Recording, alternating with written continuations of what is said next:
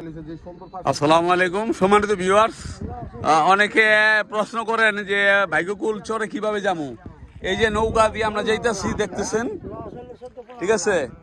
এই যে আরিফে, ঠিক আছে, এই আরিফ আর ওই যে মগর খালেক চাষা, আব্দুল খালেক চাষা নৌকা পাইতেছে।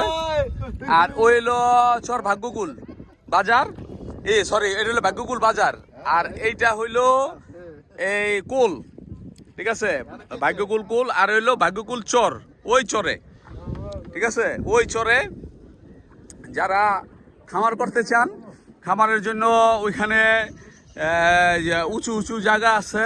বিভিন্ন মালিক এখন আহ্বান করতেছে, যারা যারা খামার করতে চান তারা আইসা যোগাযোগ করেন, ঠিক আছে। আপনারা আসতে পারেন, আইসা এখানে খামার করতে পারেন, ঠিক আছে। আর এই হইলো ওই কুলটা ওইখানে গিয়ে শেষ হইছে।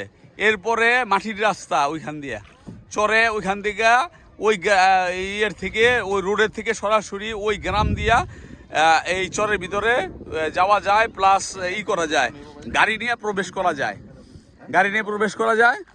আর ওই হইলো পদ্মা ব্রিজ, দেখে আজকে একটু পরিষ্কার দেখা যেতেছে, ঠিক আছে। ওইলো পদ্মা ব্রিজ দেখা যায়, ঠিক আছে। এইলো ভাগ্যকুল বাজার, এলো নৌকা ঘাট, হ্যাঁ খেয়া ঘাট। আর এই হইল চর, ঠিক আছে। এই চর আমরা কিছুক্ষণ পরেই আমরা গিয়া পৌঁছতেছি।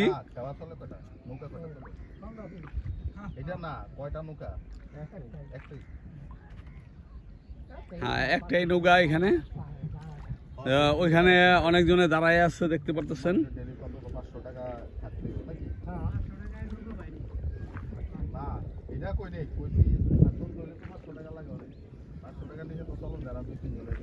হ্যাঁ 2000 টাকা হয়, 2000 টাকা হয়। হুম 2000 হয়।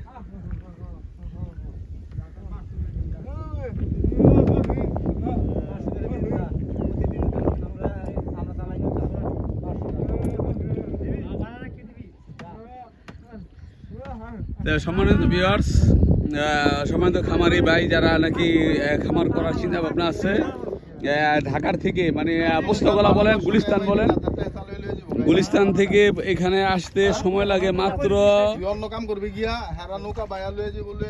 ঠিক আছে, মাত্র 1.5 ঘন্টা, মাত্র 1.5 ঘন্টা এখানে আসতে সময় লাগে।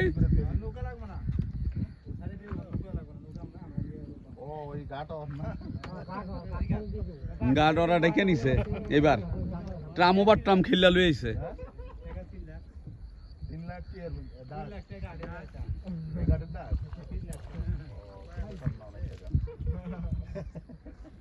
কি 3 লাখ টাকা? আরে হাই দুঃখ করেন না, ওমরা বালুর বালুর বোলগেট আছে, বোলগেটের থেকে 5000 টাকা ডেলি লই আহে ওরা। হ্যাঁ ডেলি পায়, তাইলে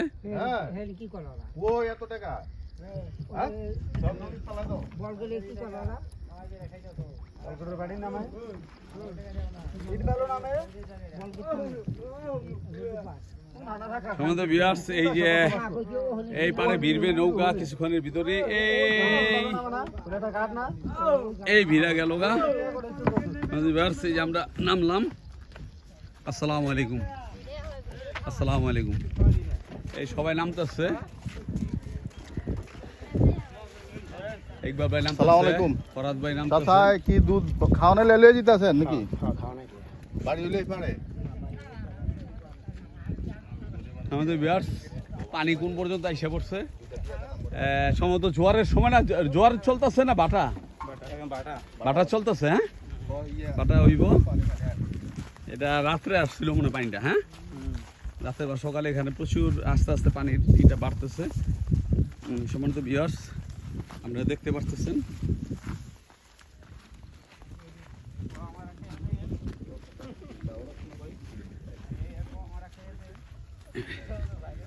এইখান দিয়ে আসবেন আপনারা, যারা এইখানে আসেন করার জন্য, খামার করার চিন্তা ভাবনা নিয়ে, এই আপনাদের হলো পথ আসার। এখান দিয়ে আপনারা যাবেন, সামনে আরো সুন্দর বিস্তীর্ণ জায়গা আছে, ঠিক আছে। আমার আসলে একটা মুদ্রা দোষ হয়ে দাঁড়াইছে। এক ভাই আমাকে কমেন্ট করছেন যে আপনার কথা কথা ঠিক আছে বলেন, এটা আমার একটা মুদ্রার দোষ। সরি, দুঃখিত ভাই। ভাই নামটা জানি না, যাই হোক ওনার এটা হলো রিয়েলমি।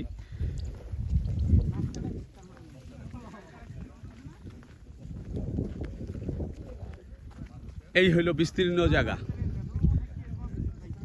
ওই গ্রাম হইলে উঁচু জায়গা।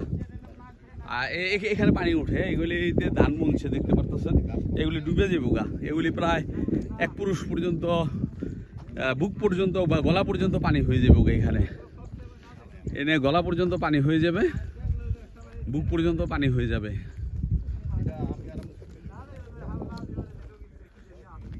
ঠিক আছে, যাই হোক, মুদ্রার দোষ কি করার, ধীরে ধীরে ঠিক হয়ে যাবো গা। আপনারা ক্ষমার সুন্দর দৃষ্টিতে দেখবেন।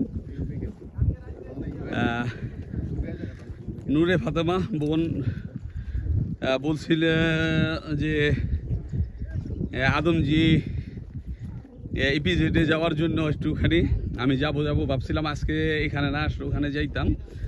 তা দেখা যাক, রবি সোমবার একটা বারে ওখানে যাব, গিয়া ওখানে ভিডিও করে আসবো একটুখানি বলছিল। যাক, ভালো থাকবেন। আমাদের এই যে বিস্তীর্ণ যে এগুলি দেখা যাচ্ছে, এগুলিতে এবার আলু করছিল, মোটামুটি ভালোই হয়েছিল আলু। সরিষা করছিল, সরিষাও ভালো হয়েছে। আর এই যে ঘাস, এই ঘাস বিক্রি করে গরুর জন্য, এই ঘাস বিক্রি করে। ওই পারে যাদের গরুর খামার আছে, ঘাসের ব্যবস্থা নাই, তারা এই পারে এসা ঘাস কিনা নিয়ে যায়।